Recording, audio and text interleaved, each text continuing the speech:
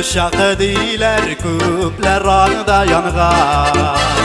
Her biri bizning yüreğinde utlar qabınğan. Mahəbbətning uşağında özümdə yanar.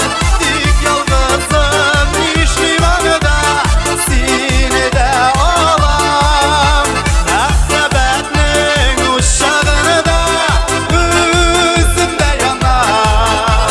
Dik yalğızım işlimanıda sinədə olam.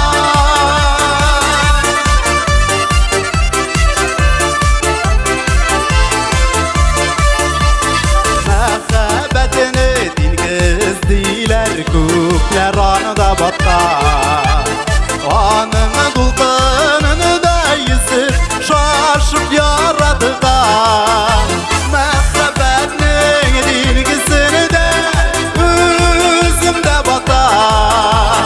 Dik yalğızım işlimanıda sinədə olam.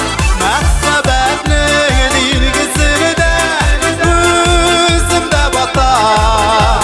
Dik yalğızım işlimanıda sinədə olam.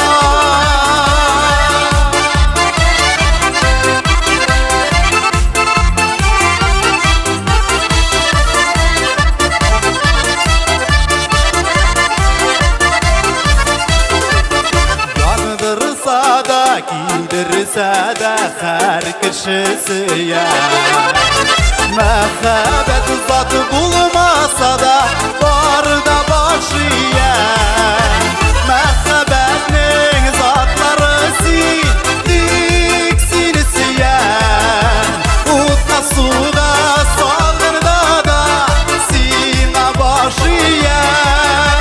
Məxəbbətning zatları dik sinisiyə. Utqa suğa salgırda da sina başıya. Utqa suğa salgırda da sina başıya. Dik sinisiyə.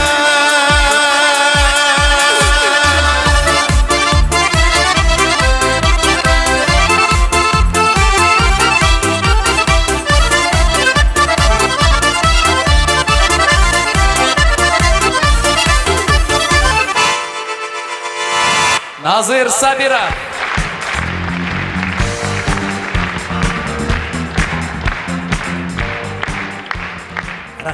Рахмат достар. Ни үшін інікәшні түрікше жырлатырға болдым? Біріншіден өзі де түрікке шаған.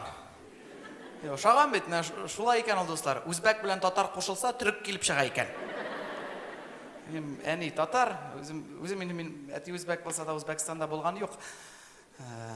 Азына қайда туып өскен жігет. Алайда, не үшін түрікше жырлатырға болдым әлі, аның екінші сәбәбі де бар.